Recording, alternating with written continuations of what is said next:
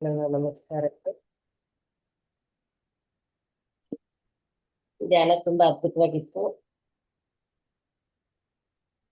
So ಮತ್ತೆ ಇವತ್ತಿನ ಟಾಪಿಕ್ನು ಅದೇ ತರ ಅದ್ಭುತವಾಗಿದೆ.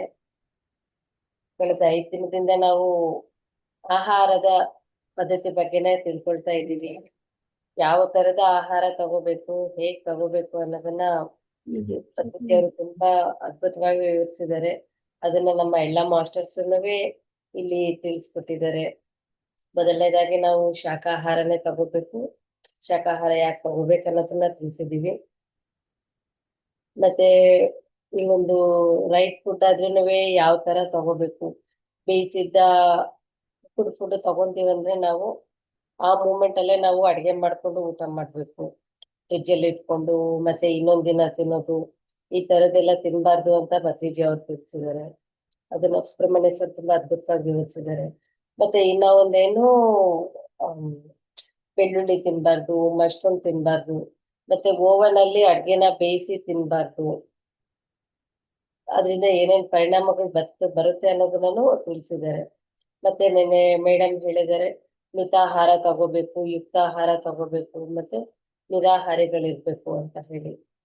ಇವೆಲ್ಲವೂ ಏನಂದ್ರೆ ನಿಜವಾಗ್ಲೂ ನಾವು ಪಾಲಿಸೋದ್ರಿಂದ ನಮ್ಮ ದೇಹ ವಜ್ರ ಆದಂಗ ಆಗುತ್ತೆ.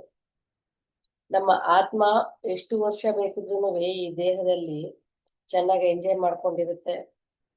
ಅದರ ಕೆಲ್ಸಗಳು ಏನಿದೆ, ಅದರ ಜನ್ಮ ಜನ್ಮದ ಕರ್ಮಗಳು ಏನಿದೆ ಅವೆಲ್ಲವನ್ನೂ ನಮ್ಮ ದೇಹ ಚೆನ್ನಾಗಿದೆ ಅಂದ್ರೆ ಎಲ್ಲದನ್ನೂ ಮಾಡ್ಕೊಂಡು ಹೋಗುತ್ತೆ. ನೆಕ್ಸ್ಟ್ ಈ ಒಂದು ದೇಹಕ್ಕೆ ನಾವು ಆಹಾರ ತಗೊಳ್ಳೋದು ಹೇಗಿರ್ಬೇಕು ಅನ್ನೋದು ತಿಳ್ಕೊಂಡಿದೀವಿ ಸಾಮಾನ್ಯವಾಗಿ.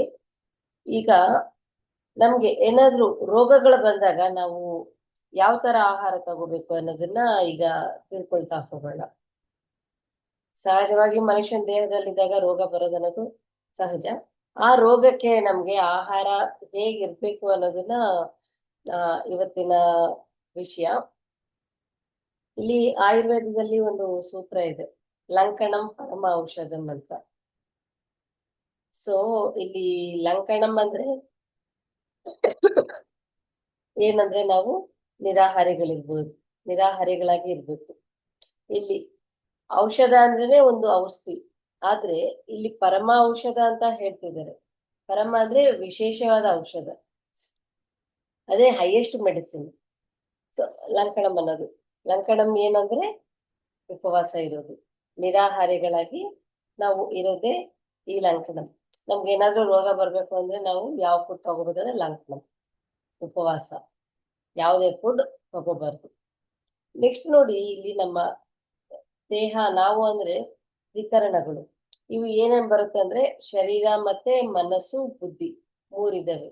ಇಲ್ಲಿ ನಮ್ಮ ಶರೀರಕ್ಕೆ ರೋಗ ಬರುತ್ತೆ, ಮತ್ತೆ ಮನಸ್ಸಿಗೆ ಅಶಾಂತಿ ಅನ್ನೋದು ಬರುತ್ತೆ, ಬುದ್ಧಿಗೆ ಅಜ್ಞಾನ ಅನ್ನೋದು ಇರ್ತೈತೆ. ಸೊ ಇಲ್ಲಿ ನಾವ್ ಏನ್ ಮಾಡ್ಕೋಬೇಕು ಅಂದ್ರೆ ಬುದ್ಧಿನಲ್ಲಿರುವಂತ ಅಜ್ಞಾನ ಅಜ್ಞಾನನ ತೆಗಿತಾ ಹೋಗಿದೀವಿ ಅಂದ್ರೆ ಅಲ್ಲಿ ನಮ್ಗೆ ಜ್ಞಾನ ಅನ್ನೋದು ಬರ್ತೈತೆ. ಮತ್ತೆ ಮನಸ್ಸಿಗೆ ಅಶಾಂತಿ ತೆಗೆದ್ರೆ ಅಲ್ಲಿ ಶಾಂತಿ ಬರುತ್ತೆ. ಅದೇ ತರ ದೇಹಕ್ಕೆ ರೋಗನ ತೆಗಿತಾ ಹೋದ್ರೆ ಅಲ್ಲಿ ಆರೋಗ್ಯ ಅನ್ನೋದು ಬರ್ತೈತೆ.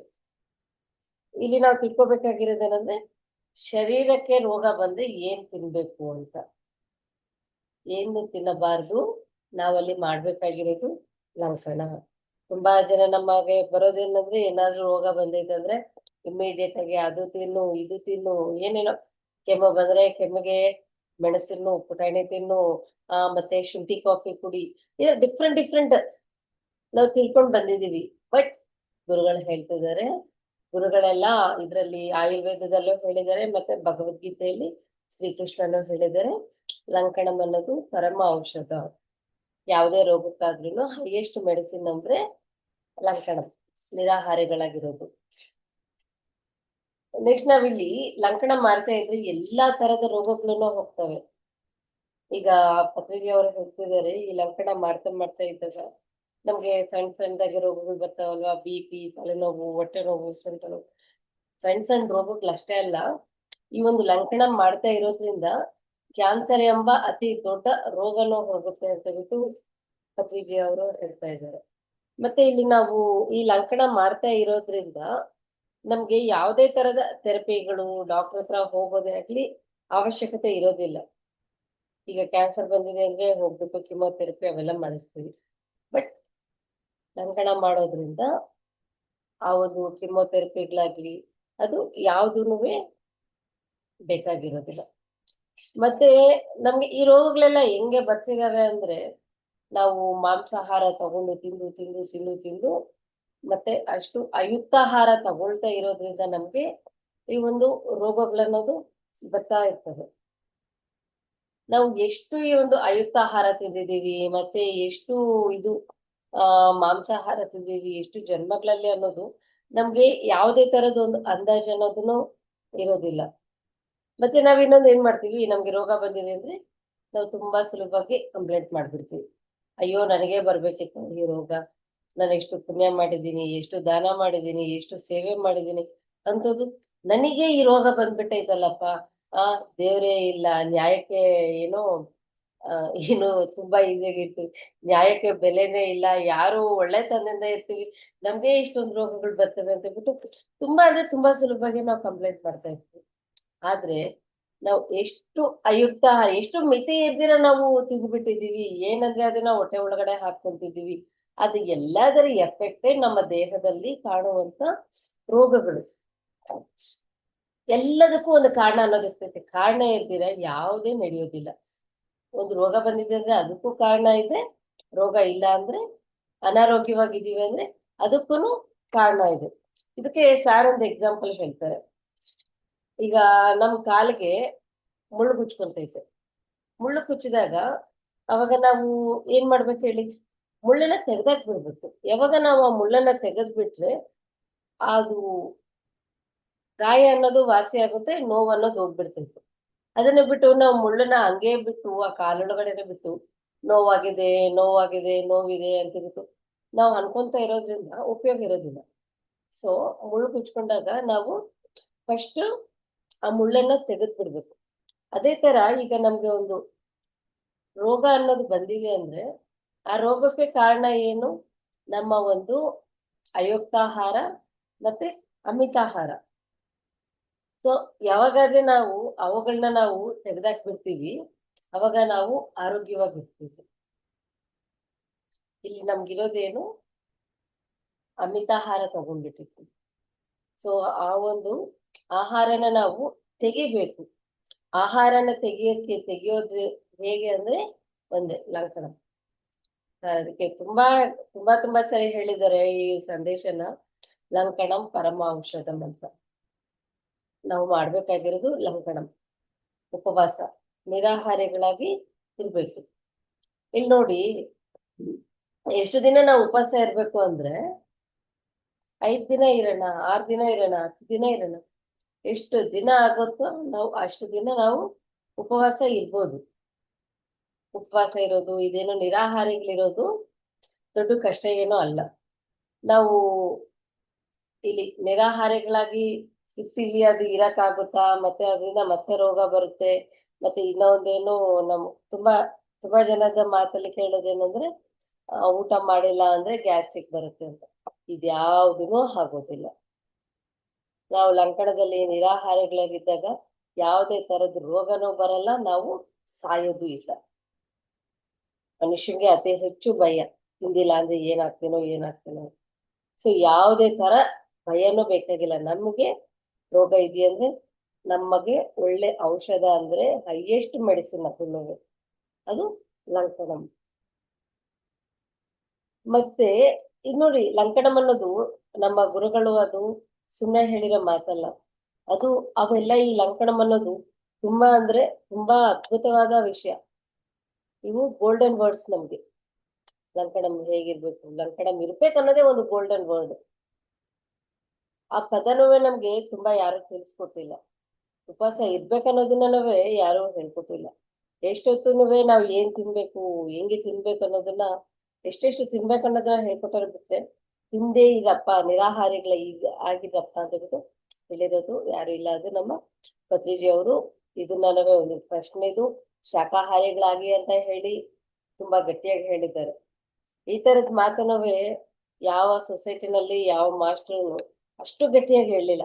ಅದೇ ತರ ಇದೊಂದು ಅದ್ಭುತವಾದ ವಿಷಯ, ಲಂಕಣಂ ಪರಮ ಔಷಧಂ. ನಿರಾಹಾರಿಗಳಾಗಿರ್ರಿ, ಈ ಒಂದು ಅದ್ಭುತವಾದ ಮಾತನ್ನ ಎಲ್ರಿಗೂನು ಪತ್ರಿಜಿ ಅವರು ತಿಳಿಸ್ಕೊಟ್ಟಿದ್ದಾರೆ.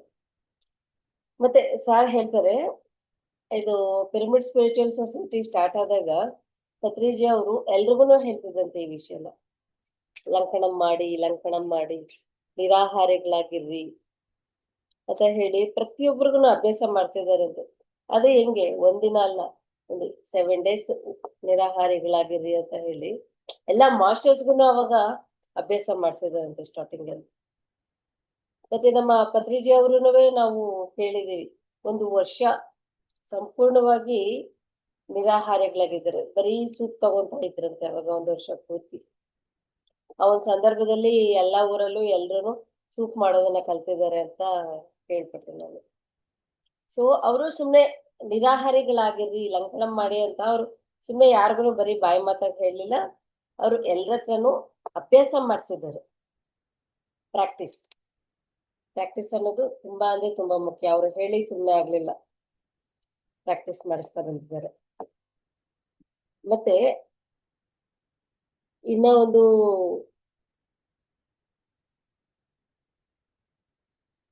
ನಾವು ಬರೀ ತಿಂತಾ ಇರೋದಲ್ಲ, ನಿರಾಹಾರಿಗಳಾಗಿರೋದನ್ನ ಪ್ರತಿಯೊಬ್ರುನು ನಾವು ಅಭ್ಯಾಸ ಅನ್ನೋದು ಮಾಡ್ಕೊಳ್ತಾ ಇರ್ಬೇಕು.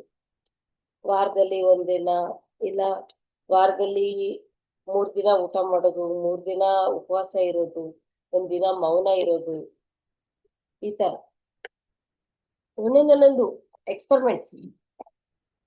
ಎಕ್ಸ್ಪೆರಿಮೆಂಟ್ಸ್ ನಾವು ಈಗ ಗುರುಗಳು ಹೇಳಿದ್ದಾರೆ ಅಂದ್ರೆ ಸುಮ್ಮನೆ ಅಂತೂ ಹೇಳಿರೋ ಮಾತಲ್ಲ. ಎಕ್ಸ್ಪೆರಿಮೆಂಟ್ಸ್ ನಾವು ಮಾಡ್ತಾ ಹೋಗ್ಬೇಕು.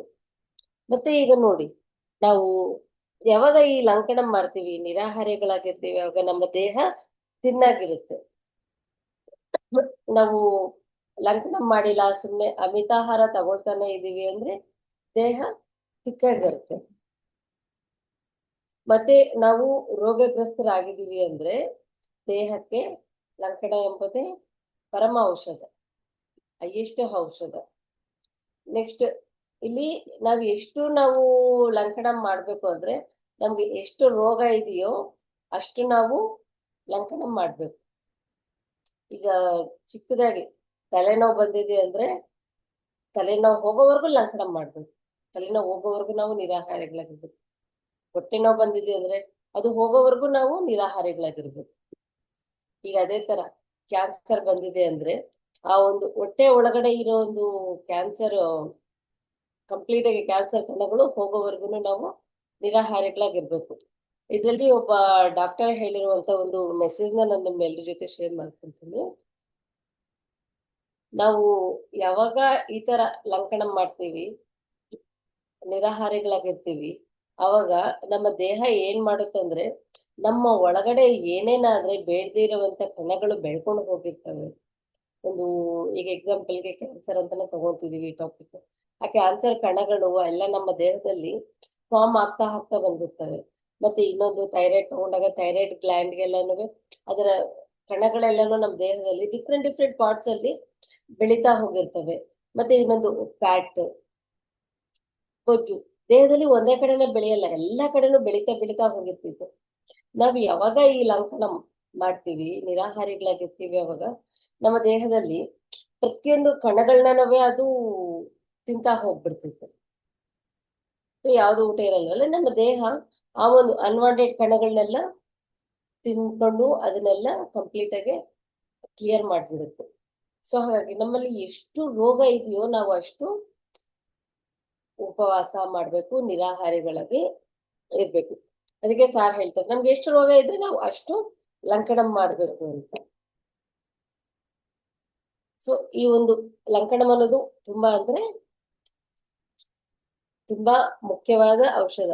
ಈಗ ನಮ್ಗೆ ಇನ್ನೊಂದು, ದೇಹಕ್ಕೆ ರೋಗ ಬರುತ್ತೆ ಅನ್ನೋದು ಪ್ರತಿಯೊಬ್ಬರಿಗೂ ಗೊತ್ತಿದೆ, ಆದ್ರೆ ಅದಕ್ಕೆ ಕಾರಣ ಏನನ್ನೋದು ನಮ್ಗೆ ಗೊತ್ತಾಗೋದಿಲ್ಲ, ಅದನ್ನ ತಿಳ್ಕೊಳ್ಳೋ ಪ್ರಯತ್ನನೂ ಮಾಡೋದಿಲ್ಲ.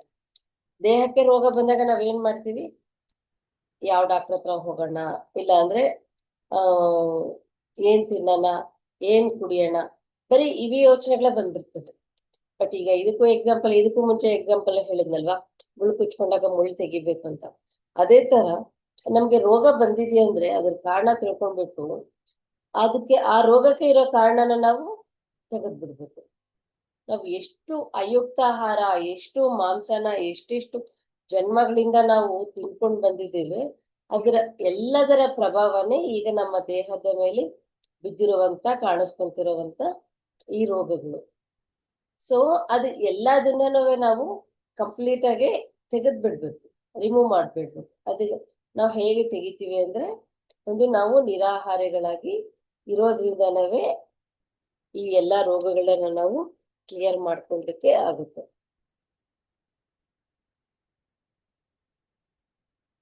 ಸೊ ನಾವಿಲ್ಲಿ ಏನೂ ತಿಂದೇ ಇರೋದ್ರಿಂದ ನಮ್ಗೆ ಯಾವುದೇ ತರದ್ದು ರೋಗನೂ ಬರೋದಿಲ್ಲ, ನಾವು ಸಾಯೋದಿಲ್ಲ, ನಾವು ತುಂಬಾ ಅಂದ್ರೆ ತುಂಬಾ ಚೆನ್ನಾಗಿರ್ತೀವಿ.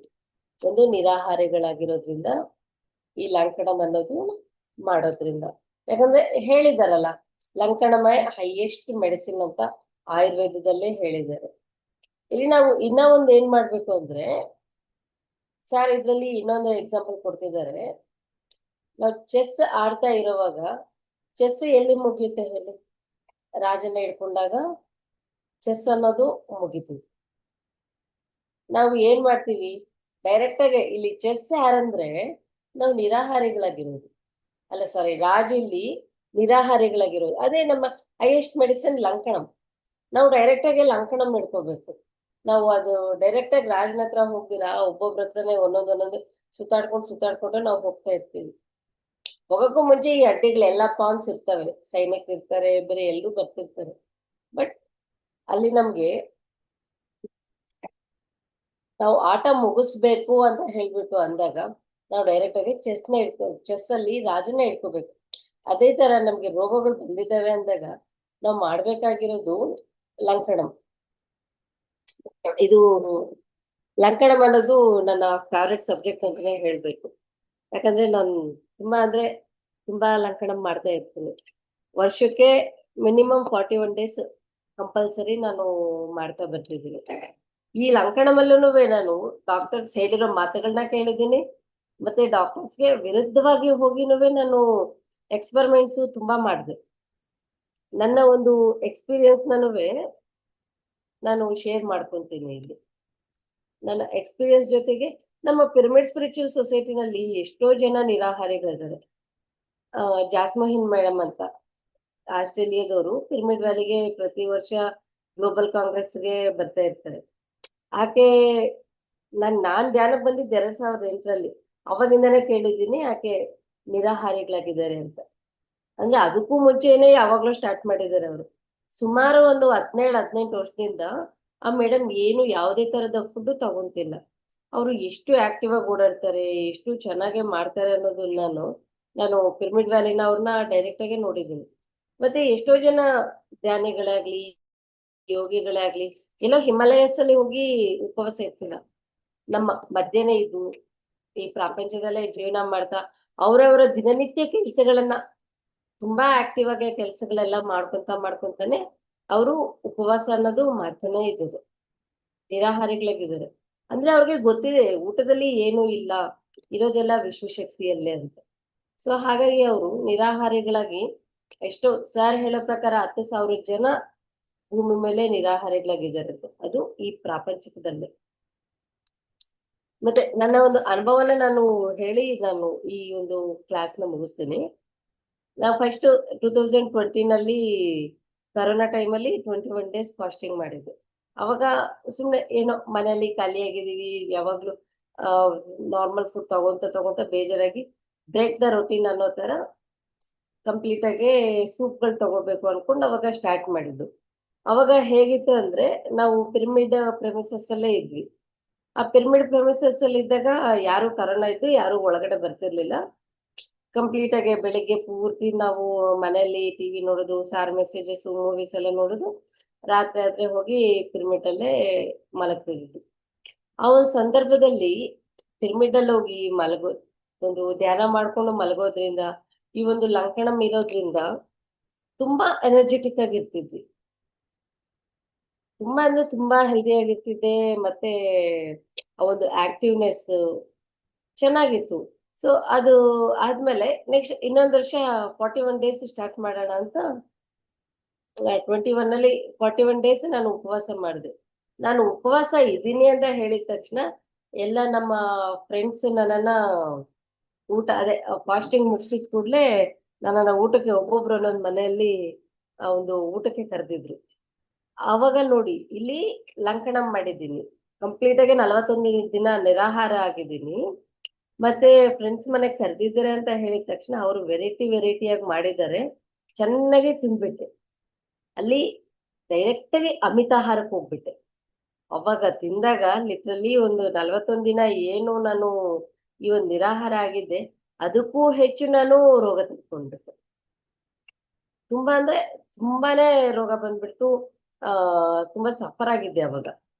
ಆ ಫುಡ್ ತಗೊಂಡಿದ್ ಫುಡ್ 2 ದಿನ ಫುಡ್ ಡೈಜೆಸ್ಟ್ ಆಗ್ಲಿಕ್ಕೆ ತುಂಬಾ ಕಷ್ಟ ಆಯ್ತು.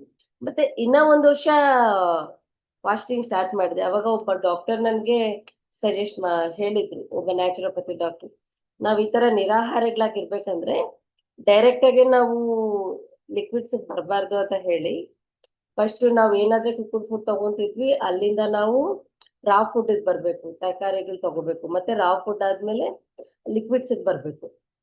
ಲಿಕ್ವಿಡ್ಸ್ ಅಂತ ಫ್ರೂಟ್ಸ್ ಬರ್ಬೇಕು. ರಾಯಿಂದ ಫ್ರೂಟ್ಸ್ ಬರ್ಬೇಕು, ಫ್ರೂಟ್ ಇಂದ ಮತ್ತೆ ನಾವು ಲಿಕ್ವಿಡ್ ಗೆ ಹೋಗ್ಬೇಕು ಅಂತ ಹೇಳಿದ್ರು. ಮತ್ತೆ ಫಾಸ್ಟಿಂಗ್ ಬಿಡುವಾಗಾದ್ರೂ ರಿವರ್ಸ್ ಆರ್ಡರ್ ಅಲ್ಲೇ ಬರ್ಬೇಕು. ಫಸ್ಟ್ ಫ್ರೂಟ್ಸ್ ತಗೋಬೇಕು, ಮತ್ತೆ ರಾ ತಗೋಬೇಕು, ಮತ್ತೆ ನಾವು ಕುಕ್ಕುಡ್ ಫುಡ್ ತಗೋಬೇಕು ಅಂತ ಈ ಪ್ರೋಸೆಸ್ ಹೇಳಿದ್ರು. ಅವ್ರು ಹೇಳಿರೋ ತರ ಇನ್ನೊಂದು ವರ್ಷ ನಾನು ಬರೀ ಅವ್ರು ಹೇಳಿ ಸಿಸ್ಟಮ್ ಮಾಡಿದೆ. ಮತ್ತೆ ಇನ್ನೂ 1 ವರ್ಷ ಏನ್ ಮಾಡಿದೆ, ಎಕ್ಸ್ಪೆರಿಮೆಂಟ್ಸ್ ಮಾಡ್ಕೊಂತ ಬಂದೆ. ಇನ್ನೊಂದು ವರ್ಷ ಏನ್ ಮಾಡಿದೆ, ಡೈರೆಕ್ಟ್ ಆಗಿ ಲಿಕ್ವಿಡ್ಗೆ ಬಂದೆ. ಡೈರೆಕ್ಟ್ ಆಗಿ ಲಿಕ್ವಿಡ್ ಬಂದಾಗ ಸ್ವಲ್ಪ ಸ್ವಲ್ಪ ಚೇಂಜಸ್ ಅನ್ನೋದು ಕಾಣ್ತಾ ಇತ್ತು. ಹೇಗೆ ಅಂದ್ರೆ ಸ್ಟಾರ್ಟಿಂಗ್ ಫಸ್ಟ್ನೇ ದಿನ ತುಂಬಾ ಚೆನ್ನಾಗಿರುತ್ತೆ. ನಾವು ನಿರಾಹಾರಿಗಳಾಗಿದ್ವಿ ಅಂದ್ರೆ ಯಾವುದೇ ತರದ್ದು ಸುಸ್ತಿರಲ್ಲ, ಏನು ಇರೋದಿಲ್ಲ, ಆಕ್ಟಿವ್ ಆಗೇ ಇರ್ತೀವಿ ಫಸ್ಟ್ ಡೇ. ಸೆಕೆಂಡ್ ಡೇನು ಆಕ್ಟಿವ್ ಆಗಿರ್ತೀವಿ ನಿರಾಹಾರಿಗಳಾಗಿದ್ದಾಗ. ಮತ್ತೆ 3ನೇ ದಿನಕ್ಕೆ ಬಂದಿದ ತಕ್ಷಣ ಸುಸ್ತಾಗುತ್ತೆ, ಮತ್ತೆ ಭಯಂಕರ ಹಸುವಾಗುತ್ತೆ. ಭಯಂಕರ ಹಸುವು ಸುಸ್ತು ಆಗ್ಬಿಟ್ಟು ಎಲ್ಲಿ ನಾವು ಬಿದ್ದೋಗ್ಬಿಡ್ತೀವೋ ಅನ್ನೋ ಅಷ್ಟು ತಲೆ ಸುತ್ತು ಬರೋದು ಅದೆಲ್ಲ ಆಗ್ತಾ ಇತ್ತು.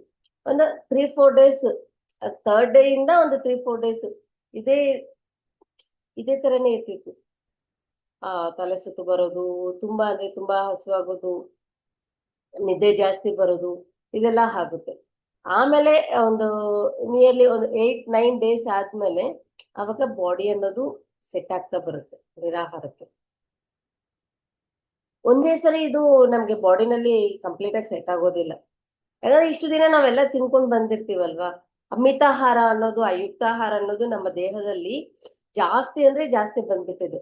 ಅದು ಎಲ್ಲದನ್ನೂ ಸ್ಟೆಪ್ ಬೈ ಸ್ಟೆಪ್ ಹೋಗ್ಬೇಕು ಆ ಫುಡ್ ಎಲ್ಲ ಅಂದಾಗ ಈ ಚೇಂಜಸ್ ಅನ್ನೋದು ಆಗ್ತಾ ಇರುತ್ತೆ. ಒಂದು 10 ಡೇಸ್ ಲಿಟ್ರಲಿ ಒಬ್ಬೊಬ್ಬರ ದೇಹದ ಇದ್ರಂತೆ ಒಂದು 10 ಡೇಸ್ ತಗೊಳುತ್ತೆ ನಾವು ನಿರಾಹಾರಕ್ಕೆ ಸೆಟ್ ಆಗ್ಲಿಕ್ಕೆ. 10 ಡೇಸ್ ಆದ್ಮೇಲೆ ನಾವು ಈ ಒಂದು ಫುಡ್ ನಿರಾಹಾರದಲ್ಲಿ ಇರ್ತೀವಿ, ಲಂಕಣದಲ್ಲಿ ಇರ್ತೀವಿ ಅಂದಾಗ ಆಮೇಲೆ ಅದ್ರ ಎಕ್ಸ್ಪೀರಿಯನ್ಸಸ್ ಅಂತೂ ತುಂಬಾ ಅದ್ಭುತವಾಗಿರ್ತೈತಿ. ನಾವು ಎಲ್ಲಿ ಕೂತ್ರೆ ಅಲ್ಲಿ ನಮ್ಗೆ ಎನರ್ಜಿ ಅನ್ನೋದು ರಿಸೀವ್ ಆಗುತ್ತೆ. ಮತ್ತೆ ನಮ್ಮ ಬಾಡಿನಲ್ಲಿ ಆಗುವಂತ ಪ್ರತಿಯೊಂದು ಚೇಂಜಸ್ ನಮ್ಗೆ ಕಾಣ್ತಾ ಬರುತ್ತೆ. ನಾವ್ ನೀರ್ ತಗೊಂಡಾಗ ನೀರು ಎಲ್ಲಿಂದ ಎಲ್ಲೇವರೆಗೂ ನಮ್ಮ ದೇಹದಲ್ಲಿ ಪಾಸ್ ಆಗ್ತಿದೆ ಅನ್ನೋದು, ಮತ್ತೆ ನಮ್ಮ ಬಾಡಿನಲ್ಲಿ ಸೆಲ್ಸ್ ಎಲ್ಲ ಯಾವ ತರ ವರ್ಕ್ ಮಾಡ್ತಿದಾವೆ ಅನ್ನೋದನ್ನು ಈ ನಿರಾಹಾರದಲ್ಲಿ ನಮ್ಗೆ ಗೊತ್ತಾಗುತ್ತೆ. ಮತ್ತೆ ಇದು ಈ 3rd ಟೈಮ್ ಡೈರೆಕ್ಟ್ ನಾನು ಲಿಕ್ವಿಡ್ ಬಂದಾಗ ಬಿಡುವಾಗಾದ್ರೂ ಏನ್ ಮಾಡಿದೆ, ಡೈರೆಕ್ಟ್ ಆಗಿ ಫುಡ್ಗೆ ಬಂದೆ. ಬಟ್ ಏನ್ ಮಾಡಿದೆ ಅಂದ್ರೆ ಅವಾಗ ಒಂದು ಲಾಸ್ಟ್ ಎಕ್ಸ್ಪೀರಿಯನ್ಸಸ್ ಇಂದ ಡೈಲಿ 1 ಟೈಮ್ ಫುಡ್ ತಗೊಂತಿದ್ದೆ, ಅದನ್ನು ಕಂಪ್ಲೀಟ್ ಆಗಿ ಮಿತಾಹಾರ. ಒಂದೇ ಇಡ್ಲಿ, ಅರ್ಧ ದೋಸೆ, ಇಷ್ಟೇ. ಹಿಂಗೆ ತಗೊಳ್ತಾ ಒಂದು 1 ಮಂತ್ ಅದೇ ಫುಡ್ ಅಲ್ಲೇ ಇದೆ. ಆಮೇಲೆ ನನ್ನ ಬಾಡಿ ಕಂಪ್ಲೀಟ್ ಆಗಿ ಸೆಟ್ ಆಗೋಯ್ತು. ಇಲ್ಲಿ ನಾನು ಯಾರಾಗ್ಲಿ ಯಾವ ಫುಡ್ಸ್ ಆಗ್ಲಿ ತಗೊಂಡ್ಲಿಲ್ಲ. ಅಂದ್ರೆ ನನಗೆ ಏನಂದ್ರೆ ಎಕ್ಸ್ಪೆರಿಮೆಂಟ್ಸ್ ಮಾಡೋದು ನನ್ಗೆ ಒಂದು ಅಭ್ಯಾಸ. ರಿಸರ್ಚ್ ಎಕ್ಸ್ಪೆರಿಮೆಂಟ್ಸ್ ಇವೆಲ್ಲ ಜಾಸ್ತಿ ಮಾಡ್ಕೊಂಡು ಹೋಗ್ತೀನಿ. ಅದು ಬರೋ ಕಾನ್ಸಿಕ್ವೆನ್ಸಸ್ ನ ಫೇಸ್ ಮಾಡ್ಲಿಕ್ಕೆ ನಾನು ರೆಡಿ ಆಗಿರ್ತೀನಿ. ಸೊ ಹಾಗಾಗಿ ನನಗೆ ಯಾವ್ದೇ ತರದ ಒಂದು ಕಷ್ಟ ಅಂತಾಗ್ಲಿ ಪ್ರಾಬ್ಲಮ್ ಅಂತಾಗ್ಲಿ ಅನ್ನಿಸ್ಲಿಲ್ಲ. ಸೊ ಲಾಸ್ಟ್ ಇಯರ್ 6 ಮಂತ್ಸ್ ನಾನು ಕಂಪ್ಲೀಟ್ ಆಗಿ ಫಾಸ್ಟಿಂಗ್ ಮಾಡ್ಬೇಕು ಅಂತ ಸ್ಟಾರ್ಟ್ ಮಾಡಿದೆ. ಬಟ್ 97 ಡೇಸ್ಗೆ ಮುಗೀತು. ಈ ವರ್ಷ ಇನ್ನೂ ಸ್ಟಾರ್ಟ್ ಮಾಡಿಲ್ಲ. ಮೇಡಮ್ ಚಾಲೆಂಜ್ ಕೊಟ್ಟಿದ್ದಾರೆ ವಾರದಲ್ಲಿ 1 ದಿನ ಅಂತ. ಬಟ್ ಅದಕ್ಕೆ ಮನ್ಸು ಬರ್ತಿಲ್ಲ ಈಗ.